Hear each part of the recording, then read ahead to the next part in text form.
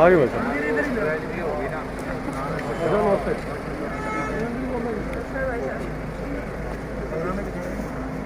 संग्राम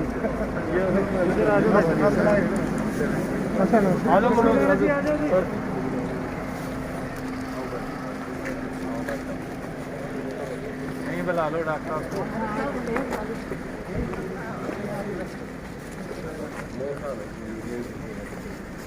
जा भाई उस तरफ आ जाओ भाई साहब सारे निकाल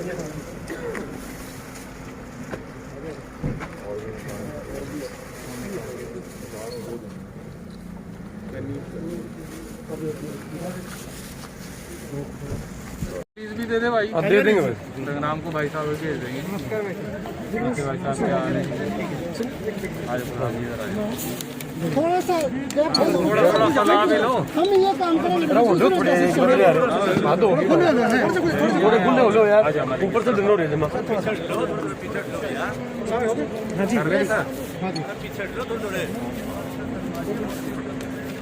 कांग्रेस पार्टी ने अपने सेवा और समर्पण अभियान में आज जुलाना और सफीतों इन दोनों शहरों के अंदर आज 2 चरणों का सेवा समर्पण अभियान शुरू किया है।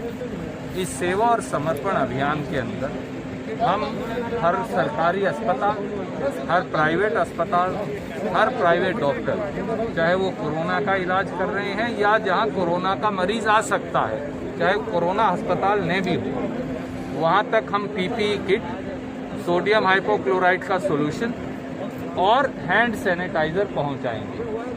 इसके साथ साथ हमारा जो पुलिस स्टेशन है उसके अंदर भी वो साथी भी ये काम करते हैं, वहां तक भी ये पहुंचाने का प्रयास करेंगे। इसके पूरा जिला आज हम संपूर्ण कर लेंगे। जिले में कोई आज सरकारी अस्पताल या प्राइवेट अस्पताल नहीं बचेगा जहां तक अपने साथी ना पहुंच गए हों। हम इसके साथ साथ सोडियम हाइपोक्लोराइड का चार्ली टोर्नेडो मशीन से छिड़काव भी करवा रहे हैं।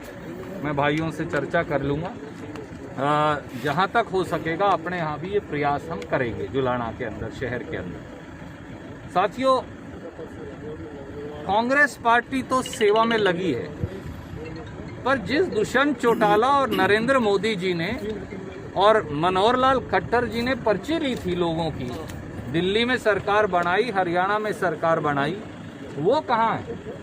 आज ऑक्सीजन कहाँ गुम हो गई हरियाणा की? हरियाणा को चाहिए 400 टन ऑक्सीजन, मिलती नहीं 250 टन भी। लोग बगैर ऑक्सीजन के मरे जा रहे हैं। हरियाणा में जीवन रक्षक दवाइयां कहाँ गई? हरियाणा में आज रेमडेसिविर का इंजेक्शन मिलता नहीं, पर 30,000 रुपया ब्लैक मार्केटिंग में उपलब्ध है। आइवरमेक्टिन का इंजेक्शन 5,000, 7,000 से 10,000 रुपए की ब्लैक में मिलता है।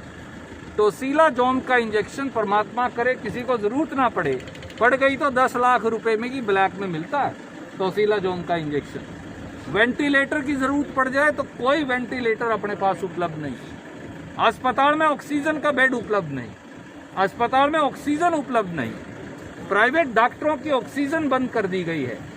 जुलाना, सफीदों, नरवाना, उचाना जैसे कस्बों में तो सरकार ने निर्णय कर लिया कि गैर कोविड मरीज के लिए कोई ऑक्सीजन नहीं, और कोविड मरीज के लिए भी वहां देंगे जहां रिकॉग्नाइज्ड अस्पताल होगा। आप मुझे बताइए, कल को किसी को हार्ट की प्रॉब्लम होगी तो वो खट्टर साहब से पहले लाइसेंस लेके आएगा कि जी हार्ट का अस्पताल है या नहीं? किसी को किडनी की प्रॉब्लम होगी, किसी को दमे की प्रॉब्लम होगी, ये किस प्रकार का कानून है? पैसे का लेन देन हो रहा है कोविड अस्पताल डिक्लेयर करने के लिए। सारे प्राइवेट अस्पतालों को कोविड अस्पताल बनने दो, जो बनाना चाहता है उसको कहो भैया ये तुम्हें अलग वार्ड बनाना पड़ेगा, ये प्रिकॉशन है, इसका डॉक्टर अलग होगा, इसका ये इंतजाम अलग होगा, ये होना चाहिए।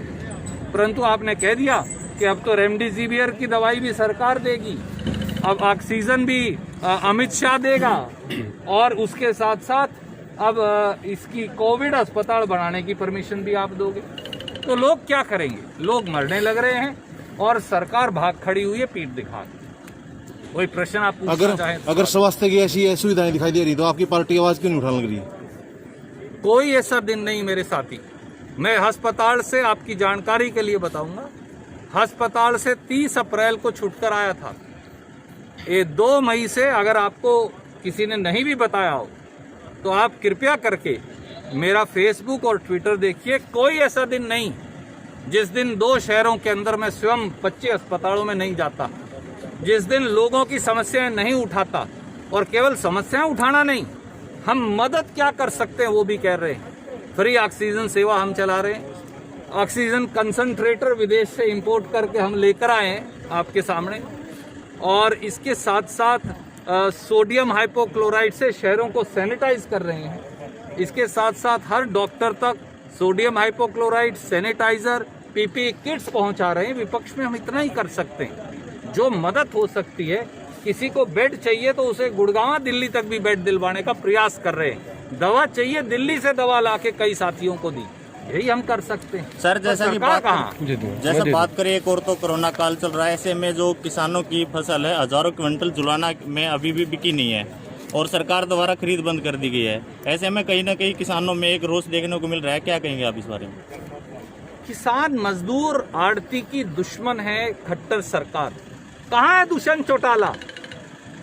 इंद्रोताई पुकार पुकार के लोगों का बेवकूफ बनाया करता था। अब हेलीकॉप्टर से नीचे उतरने की फुर्सत ही नहीं है जब से उप मुख्यमंत्री की कुर्सी पर बैठा है। किसान यहाँ मर रहे हैं, बारिश हो रही है, ओले आ रहे हैं, आंधी आ रही है, किसान की खरीद नहीं होती। 5 बार इस कणक के सीजन में, गेहूं के सीजन में 5 बार खरीद रोकने का आदेश दिया। महकमे का वजीर भी खुद दुष्यंत चौटाला जी है। और आज किसान पड़ा है सड़कों पर, किसान पड़ा है मंडी में, आड़ती पड़ा है, खेत मजदूर पड़ा है, मंडी मजदूर पड़ा है, परंतु कोई खरीद नहीं। अकेले जुलाना मंडी के अंदर 1 लाख कट्टे खराब हुए, कैथल मंडी के अंदर हजारों कट्टे खराब हुए। उचाना जो उसकी खुद की विधानसभा है उनकी, उचाना के अंदर हमने धरना लगाकर कहा कि भाई खरीद शुरू करो, तो शायद खरीद शुरू हुई। ये हालात किसान को दर दर की ठोकरें खाने के लिए मजबूर करके मनोहर लाल खट्टर जी ने, दुष्यंत चौटाला और नरेंद्र मोदी जी ने छोड़ दिया। जैसा बात करें, आज भी हिसार में मुख्यमंत्री जी आए थे, किसानों ने काफी विरोध किया, कई तो बैरिकेडिंग भी तोड़ दी। ऐसे में किसानों के ऊपर लाठीचार्ज भी हुआ है। देखिए, मैं सबसे पहले तो मोदी और खट्टर सरकारों के दुष्यंत चौटाला के दमन चक्र की कड़े शब्दों में निंदा करता हूं। हमारी माताओं बहनों को लाठियों से जानवरों की तरह पीटना, हमारे किसान भाइयों को मक्खी मच्छरों की तरह पुलिस की लाठियों और उसके अश्रु गैस के नीचे रगड़ना, क्या ये सरकार को कोरोना काल में शोभा देता है? मुख्यमंत्री जी को ये चाहिए कि आज ही घोषणा करें कि मैं टीकरी बॉर्डर जाऊंगा और वहां किसानों के साथ बैठूंगा। उप मुख्यमंत्री दुष्यंत चौटाला को भी ये कहना चाहिए। और तब तक बैठेंगे जब तक तीनों काले कानून खत्म नहीं हो जाते, नहीं तो इस्तीफा दे देंगे। जैसा कोरोना काल में गांव में आइसोलेशन वार्ड बनाए गए हैं, उनमें बेड के अलावा कोई भी सुविधा सरकार द्वारा अभी तक उपलब्ध नहीं करवाई गई है और कोरोना के लगातार केसेस ज्यादा सामने आ रहे हैं। आदरणीय साथी, चिंता की बात यह है कि कोरोना अब गांव और कस्बों के अंदर घुस गया है। किला जफरगढ़ में 12 साथियों की मृत्यु हो गई। टिटोली 20, अब वो बताइए, वो दुखद संख्या 20 तक पहुंच गई। टिटोली गांव के अंदर 70-80 ये संख्या हो गई है। दड़ौदा गांव जो अपने जींद जिले का सबसे बड़े गांव में से एक है, वहां एक दिन में 7 मौत हो गई। कोई गांव उठाकर देख लीजिए। शमशान घाट के अंदर लगातार अर्थियां आ रही हैं और परिवार के सदस्यों को आखिरी क्रियाक्रम किया जा रहा है। परंतु ये एक ऐसी निर्दयी, निष्ठुर, निर्मम भारतीय जनता पार्टी और जजप्पा की सरकार है जो आखिरी क्रियाक्रम में भी लोगों के साथ खड़ी नहीं। अब तो उसके भी टोकन लगवा दिए। शहरों में टोकन लगाकर मुर्दे जलाए जाते हैं। 75 साल में जो कभी नहीं हुआ वो मोदी, खट्टर और दुष्यंत चौटाला ने करके दिखा दिया। धन्यवाद।